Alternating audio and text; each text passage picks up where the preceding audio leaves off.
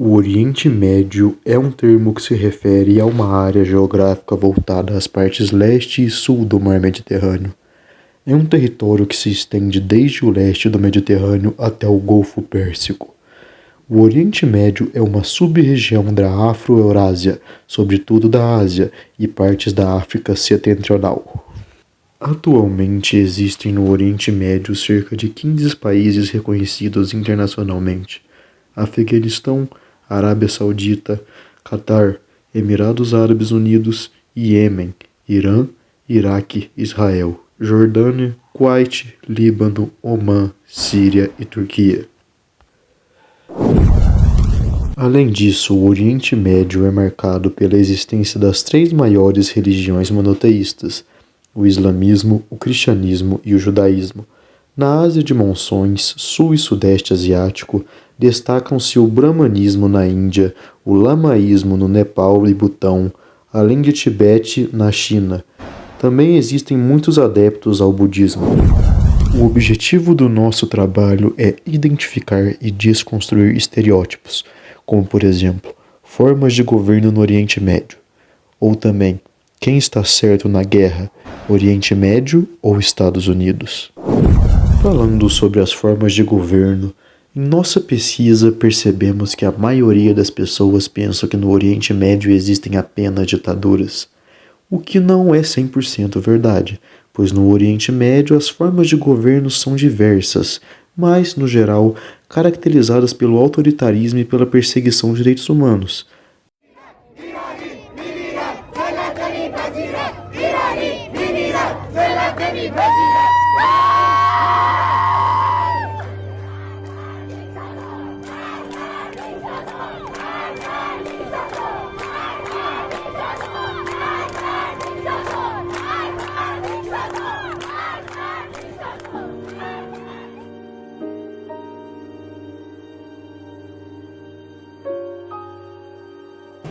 حجاب یه چیز انتخابیه، اجباری نباید در کار باشه. من دوست دارم اینو بپوشم، یکی دوست داره نپوشه. به نظرم باید بذارن به انتخاب خودشون، مثل تمامی کشورهای دیگه، اگه هر جور دوست داره.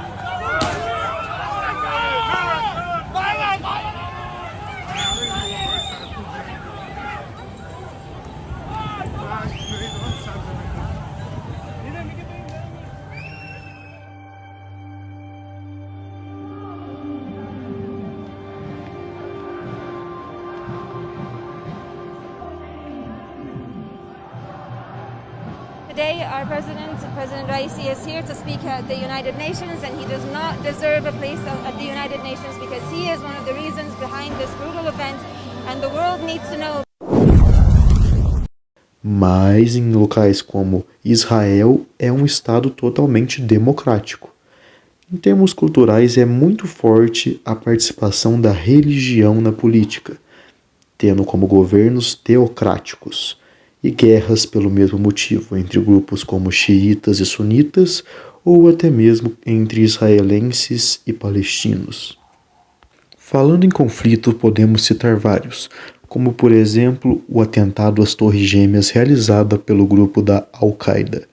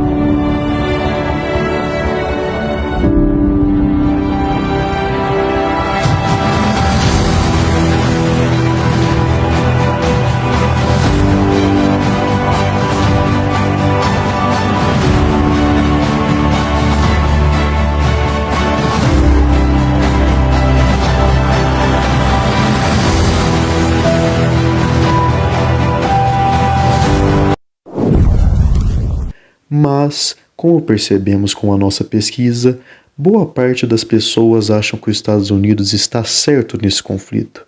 Mas não, se olharmos com um olhar crítico, perceberemos que os dois lados estão errados. Temos exemplos aqui. O ataque americano perto do aeroporto de Bagdá, no Iraque, que matou 2 dos mais importantes líderes militares iranianos, gerou uma escalada tensão entre Estados Unidos e Irã, que beira um risco de conflito armado direto entre os dois países. Num comunicado, o Pentágono confirmou a autoria desse ataque.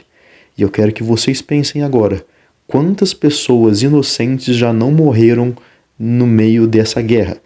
De ataques do Oriente Médio, como Irã e Iraque, aos Estados Unidos, e ataques dos Estados Unidos contra esses países do Oriente Médio. Falando de petróleo no Oriente Médio, esta talvez seja a representação mais batida e ultrapassada de todas. Aliás, ainda é algo que muita gente imediatamente associa ao se falar de povos árabes. Sim, camelos e grandes desertos são encontrados em muitos lugares do Oriente Médio. Sim, existem povos nômades que vagam pelas imensas extensões de areia. Sim, existem muitos sheiks bilionários no Oriente Médio. Mas essa imagem está cristalizada no inconsciente coletivo do Oriente, tal como o samurai está associado ao povo japonês. O que o Catar e os Emirados Árabes Unidos mais nos mostram é que esses países não são apenas feitos de petróleo, camelos e areia, tampouco de terroristas. A complexidade é muito maior do que o estereótipo apresenta. Mas, ainda assim, o Oriente Médio é a região onde mais existe petróleo no mundo, e isso gera muitos conflitos, pois, por exemplo, os Estados Unidos dizem estar levando democracia para todos esses países, mas, quando um príncipe de um governo autoritário é aliado deles e possui muito petróleo, eles não se importam se a forma de governo é democracia ou ditadura, apenas por conta do petróleo.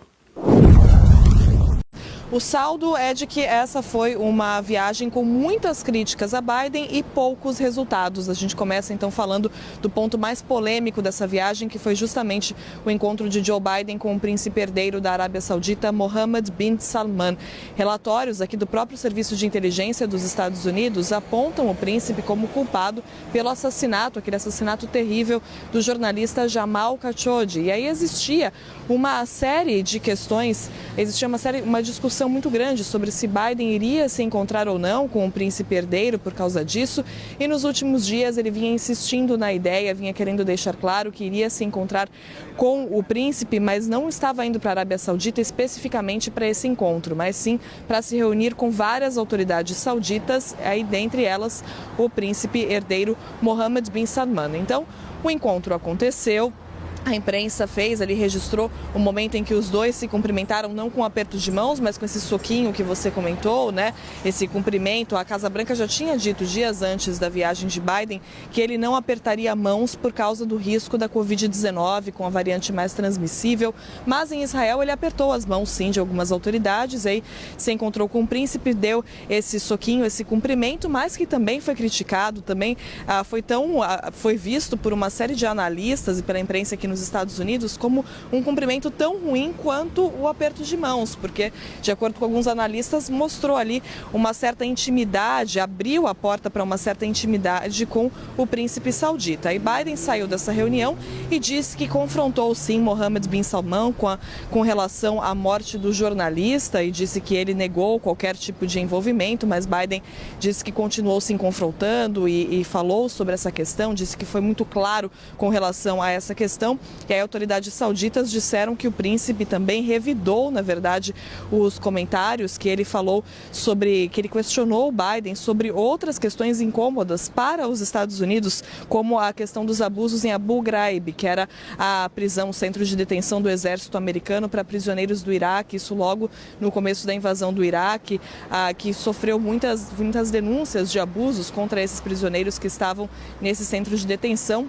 E também o príncipe teria falado a Biden sobre a questão da morte da jornalista da Al Jazeera, agora em maio, que, de acordo com autoridades americanas, teria sido morta pelo exército israelense. E tudo isso, então, todas essas críticas e mais a questão do petróleo. Biden volta para Washington, apesar de ter feito esse encontro com autoridades da Arábia Saudita, sem um acordo, sem nada específico para anunciar sobre o aumento da produção de petróleo, que era aí um dos principais pontos dessa viagem, a maior expectativa. Então foi uma viagem realmente complicada, com certeza a mais controversa de todo o mandato Biden, Carol e Tainá.